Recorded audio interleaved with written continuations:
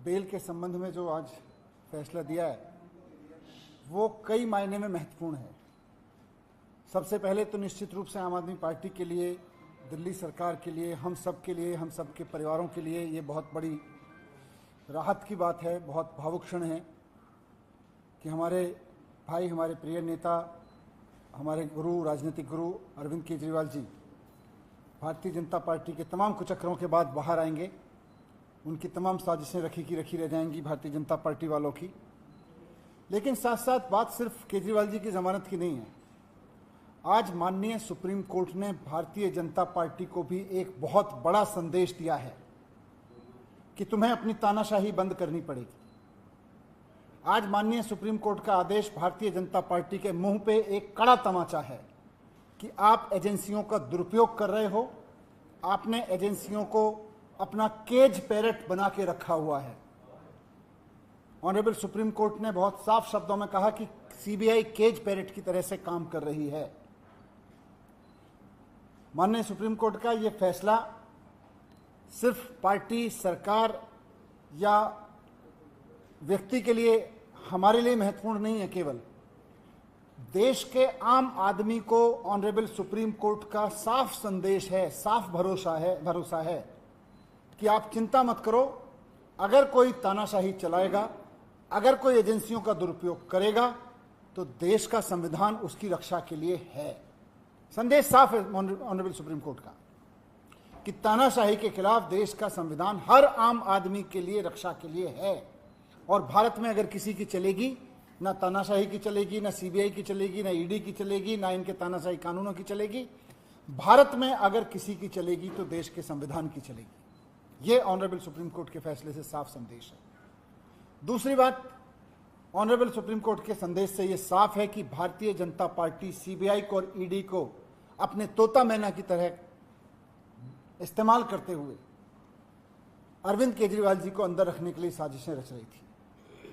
खुद honourable supreme court में यह कहा गया आज कि जिस तरह से सीबीआई ने सीएम साहब को अरेस्ट किया, उससे यह साफ हो जाता है कि सीबीआई जानबूझकर केजरीवाल जी को अंदर रखने की मंशा के तहत उनको गिरफ्तार कर रही थी। यह बात आज के ऑनरेबल सुप्रीम कोर्ट के फैसले में साफ हो रही है। केजरीवाल जी को जेल में रखने की मंशा के तहत सीबीआई केजरीवाल जी को अरेस्ट करती है। और यह मंशा किसकी है? केजरीवाल जी ने कुछ गलत तो किया नहीं। मंशा है भारतीय जनता पार्टी की। भारतीय जनता पार्टी की यह मंशा थी कि अरविंद केजरीवाल जी अंदर रहें जेल के। इसलिए जब ईडी से केजरीवाल जी बाहर आने लगे तो उस वक्त सीबीआई से उनको अरेस्ट कराया गया। बहुत सोची समझी साजिश के तहत सीबीआई ने किसी करप्शन में अरेस्ट नहीं किया, बीजेपी की मंशा से अरेस्ट किया है केजरीवाल जी को। यह बात हम कह रहे थे, आज ऑनरेबल सुप्रीम कोर्ट ने इसको सही ठहराया है कि सीबीआई ने बीजेपी की मंशा को पूरा करने के लिए केजरीवाल जी को उस वक्त अरेस्ट किया जब वो ईडी के केस से बाहर आने वाले थे। तो भारतीय जनता पार्टी को इस पर थोड़ा सा आत्मावलोकन करना चाहिए, शर्म महसूस करनी चाहिए इस बात के लिए कि इतना खुलेआम वो सीबीआई का दुरुपयोग कर रही थी। आज सुप्रीम कोर्ट में एक्सपोज हो गई है बुरी तरह से भारतीय जनता पार्टी। थोड़ा उनको माफी मांगनी चाहिए देश से, देश के संविधान से, बाबा साहब से माफी मांगनी चाहिए भारतीय जनता पार्टी को कि किस तरह से वो एजेंसियों का दुरुपयोग करके दिल्ली के एक चुने हुए मुख्यमंत्री को अंदर डालते हैं, एक कट्टर ईमानदार आदमी को अंदर डालते हैं। और फिर जब एक एजेंसी के झूठे मुकदमों से वो छूटने वाले होते हैं तो फिर दूसरी एजेंसी को लगा के उनको अरेस्ट करवा देते हैं। यह बात आज एक्सपोज हो गई केजरीवाल जी के संबंध में, मुकदमे के जो बेल के संबंध में उन्होंने दिया। और तीसरी बात हम सब के लिए बहुत सुखद यही है, जो मैंने पहले भी कहा कि लोगों का अरविंद केजरीवाल जी के प्रति बहुत प्यार है।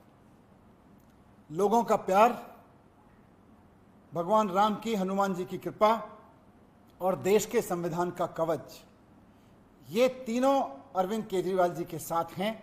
और जब तक लोगों का प्यार अरविंद केजरीवाल जी के साथ है, जब तक भगवान राम की, हनुमान जी की कृपा अरविंद केजरीवाल जी के साथ है, जब तक देश के संविधान का रक्षा कवच अरविंद केजरीवाल जी के साथ में है, केजरीवाल जी जैसे कट्टर ईमानदार आदमी का कोई कुछ नहीं बिगाड़ सकता।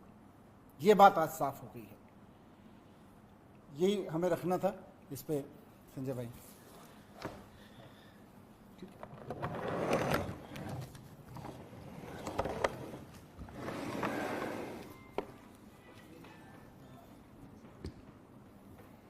पहले दिन से ही हम लोग ये कह रहे हैं कि ये पूरा मामला झूठ की बुनियाद पे खड़ा किया गया है और इस झूठ को फैलाने में, इस झूठ को बनाने में जिम्मेदार कौन है? देश की सरकार, मोदी जी की सरकार, देश की तानाशाह हुकूमत, जिसने ईडी और सीबीआई को मिलाकर झूठ का पहाड़ खड़ा किया अरविंद केजरीवाल को बदनाम करने के लिए, आम आदमी पार्टी को बदनाम करने के लिए, हमारे नेता और हमारी पार्टी को खत्म करने के लिए। लेकिन आज मनीष सिसोदिया जी की रिहाई, उसके बाद बाकी सारे लोगों की रिहाई और अब हमारे पार्टी के मुखिया अरविंद केजरीवाल जी की रिहाई ने यह साबित कर दिया है कि भारतीय जनता पार्टी के झूठ का पहाड़ ध्वस्त हो चुका है। माननीय सर्वोच्च न्यायालय का फैसला, जिसमें साफ तौर पे कहा गया कि जब ईडी से उनको जमानत मिल गई तो 22 महीने बाद वो सीबीआई सो के जागती है, जिसने 22 महीने पहले केजरीवाल जी से पूछताछ की थी, 22 महीने बाद सो के जागती है कि केजरीवाल को अरेस्ट करना है। इसका मतलब सीबीआई की अरेस्ट, ईडी की अरेस्ट, ये अपने खुद की जांच एजेंसी की अरेस्ट नहीं थी, नरेंद्र मोदी सरकार के द्वारा कराई गई अरेस्ट थी। तो तानाशाही का अंत होता है, झुकते हैं तानाशाह, झुकाने वाला चाहिए, और वो झुकाने वाला व्यक्ति है अरविंद केजरीवाल, जिन्होंने अपने संघर्ष की बदौलत, अपनी ईमानदारी की बदौलत, अपनी निष्ठा की बदौलत दिल्ली के और देश के लोगों की सेवा करके पूरे देश में अपनी लोकप्रियता हासिल की है।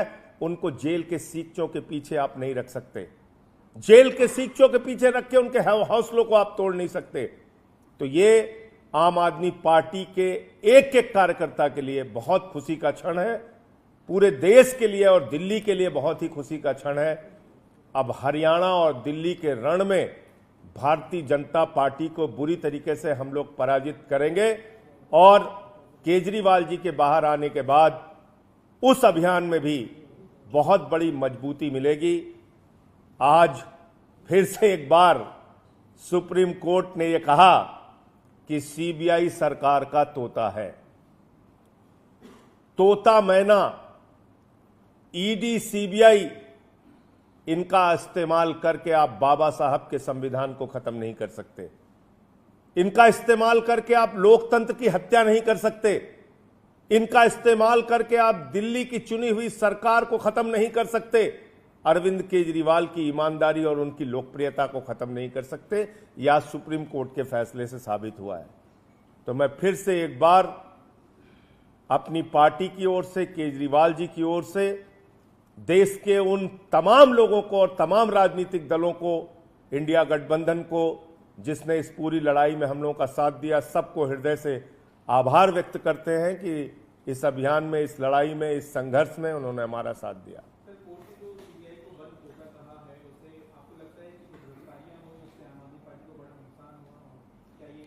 नहीं, अभी तो जो आज कहा है वो तो भारतीय जनता पार्टी को अब शर्म आनी चाहिए और भारतीय जनता पार्टी को देश से माफी मांगनी चाहिए इस चीज के लिए। जिस तरह से उन्होंने सीबीआई को तोते की तरह से इस्तेमाल करते हुए विपक्ष के नेताओं को गिरफ्तार करने का, ईडी को तोता मैना की तरह इस्तेमाल करते हुए विपक्ष के नेताओं को गिरफ्तार कराया, ये अपने आप में बहुत शर्मनाक है। इसके लिए भारतीय जनता पार्टी को माफी मांगनी चाहिए देश से। देखिए, ये देखिए, भारतीय जनता पार्टी का ये बयान अपने आप में बताता है कि बीजेपी केजरीवाल जी के बाहर आने की खबर से ही कितना घबरा गई है। अब केजरीवाल जी बाहर आ रहे हैं, बीजेपी को ये दिख गया है, बीजेपी बाहर आने की खबर से घबरा गई है, इसलिए इस तरह के बयान दे रही है। बीजेपी वालों को भी पता है कि इस तरह की कंडीशंस आगे कोर्ट में चैलेंज होंगी तो रुकेंगी नहीं। लेकिन आज बीजेपी जो ये कहने की कोशिश कर रही है, अपनी जो कहते हैं ना, खिसियां नहीं बिल्ली खंबा नोचे। बीजेपी की स्थिति ये हो गई है, वो कंडीशन, पहले बेल चिल्ला रहे थे, कंडीशन चिल्ला रहे हैं। कुल मिला के केजरीवाल जी बाहर आ रहे हैं और इनको ये घबराहट हो रही है बीजेपी को कि अब केजरीवाल जी बाहर आएंगे तो अब क्या होगा। अरे जब दो जजों का फैसला आया, एक जज के फैसले में साफ तौर पे सीबीआई को बिल्कुल सरकार के तोते के रूप में इस्तेमाल करने की बात कही गई है, तो ये अपने आप में कोई कंडीशन नहीं रखती केजरीवाल जी के ऊपर। आगे थैंक यू। अच्छी तैयारी।